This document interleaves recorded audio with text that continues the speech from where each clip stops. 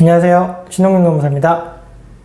이번 주제는 근로계약서를 작성을 하는 과정에서 좀 알아야 될 것들을 아주 짧게 빨리 정리를 해보겠습니다. 여러 번 얘기를 했는데요.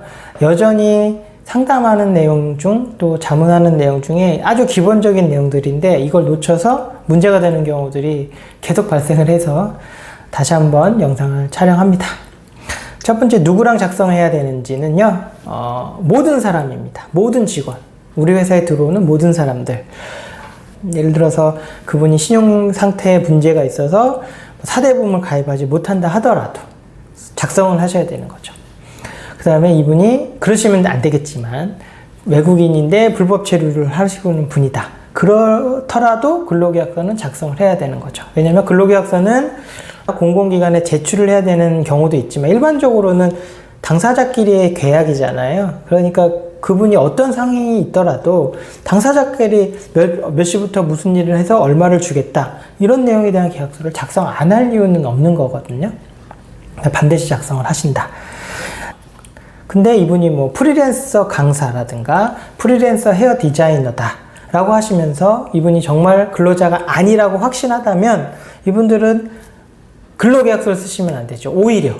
왜냐면 근로자가 아니니까요. 반드시 프리랜서 계약서, 업무위탁 계약서로 해서 당사자의 관계를 명확하게 해야죠. 나중에 나 근로자인데 나 퇴직금 줘, 나 연차휴가 줘, 이런 얘기를 오히려 예방하기 위해서 회사 입장에서는 프리랜서 계약서를 쓰고 그게 맞게 근로자로 아닌 프리랜서로 관리를 하셔야 될 것 같아요.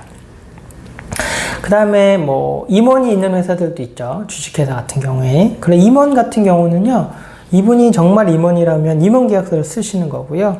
만약에 말은 임원인데 실제로는 근로자예요. 뭐 일반 근로자랑 똑같아요. 뭐 과장님, 부장님이랑 똑같아요. 말만 이사님이고 상무님이에요. 그러면 그분들은 원칙적으로 근로자잖아요. 그러면 이분도 우리가 임원이라고 하지만 근로계약서를 쓰고 근로자처럼 퇴직급도 지급하시고 연차휴가도 부여하셔야 되겠죠. 연장근무하면 연장수당도 지급을 하셔야 될 거고요. 만약에 임원이 맞아요. 분명히 임원이에요. 그러면 그분은 임원계약서를 쓰셔서 프리랜서와 마찬가지로 명확하게 별도로 구분을 하셔야지 향후 법률 분쟁을 예방할 수 있겠습니다. 그 다음에 근로계약서는 언제 작성을 해야 되느냐. 이것도 참 그래요. 너무나 당연한 건데 자꾸 늦게 작성을 하거나 뭐 띄엄띄엄 하시거나 뭐 누구는 쓰고 누구는 안 쓰고 뭐 이런 분들이 많아요. 작성 시기는 첫 출근일 전, 그러니까 최소한 그분이 출근을 하는 첫날에는 써야 됩니다. 업무 시작 전에 쓰셔야 돼요. 그러니까 뭐 점심 먹고 써야지, 아니면 내일 써야지, 또는 뭐 일주일 있다가 써야지, 또는 한 달 있다 써야지, 수습 끝난 다음 써야지, 이렇게 되면 어쨌든 그 기간 사이에 어떤 문제가 생기면 근로계약서가 없는 상태에서 일을 한 거고 근로계약서를 작성하지 않았기 때문에 그에 대한 처벌을 받게 됩니다. 그래서 근로계약서는 반드시 첫 출근일 전, 제가 추천드리는 건 첫 출근일 날 쓰시는 걸 제일 추천을 드립니다. 그 다음에 근무 조건이 바뀌었다, 뭐 임금이 바뀌었다, 업무가 바뀌었다, 그러면 계약서를 다시 써야 되냐고 얘기를 하시는데요. 아니, 계약이잖아요. 계약이면 당사자 간에 바뀐 거에 대해서 명확하게 해야 될 거 아닙니까? 그러니까 당연히 다시 쓰시고 당연히 나눠갖는 것까지 하셔야 되겠죠. 뭐 임대차 계약 하셨을 때 뭐 월세가 50에서 100만 원으로 변경되면 쓰시잖아요. 그러니까 임금이 바뀌었다, 업무가 바뀌었다, 근무 시간이 바뀌었다, 그러면 그걸 명확하게 하기 위해서 다시 쓰셔야 됩니다.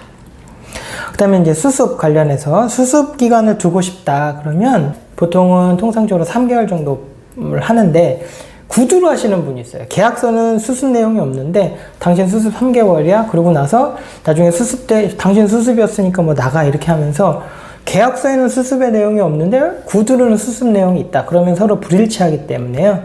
그 수습을 만약에 두고 싶다 그러면 계약서에 반드시 수습에 대한 기간, 또 수습에 대한 근무 조건이 좀 다르실 수 있잖아요. 뭐 수습 끝난 다음에 100이라고 하면 수습 동안은 뭐 80을 갖는다. 만약에 그런 내용들이 있다면 그건 반드시 수습 내용을 계약서에 쓰셔야지 문제가 없다는 거. 그 다음에 이제 수습 관련해서 가장 많이 물어보시는 거, 제가 이거와 관련된 콘텐츠는 여러 개를 찍어놨어요. 항상 많기 때문에. 수습 근로자를 수습 끝나고 해고해도 되냐, 이런 거 진짜 질문 많이 하시는데요. 수습 근로자는요, 수습이 종료가 되더라도 일반 근로자를 해고하는 사유랑 거의 동일하게 정당한 이유가 있으셔야 돼요. 왜냐하면 수습 근로자는 계약직이 아닙니다. 이미 정규직으로 들어오신 분이기 때문에 수습 계약을 하더라도 그거는 업무를 배우는 기간으로 수습을 둔 거지, 수습이 끝나면 해고를 할 수 있다는 뜻이 절대 아니에요. 만약에 그런 의미시라 그러면 수습 계약을 하지 마시고 계약직 계약을 하신 다음에 계약직 평가를 하고 정규직 전환을 검토를 하시는 게 제일 좋다. 그러면 수습 계약을 하지 말고 계약직 계약을 하시라고 제가 계속 말씀을 드려왔거든요. 그래서 그게 아니시면 수습을 하고 수습 때 평가를 해서 별로다라고 했을 때 만약에 그걸 이유로 해고를 하면 괜찮은 거 아니냐라고 하신 건 아주 크게 잘못 알고 계신 거기 때문에 그건 진짜 꼭 주의를 하셔야 됩니다. 그 다음에 일을 하시다 보면 들어올 때 했던 업무 내용, 그 다음에 들어올 때 근무했던 장소가 좀 변경될 수 있잖아요.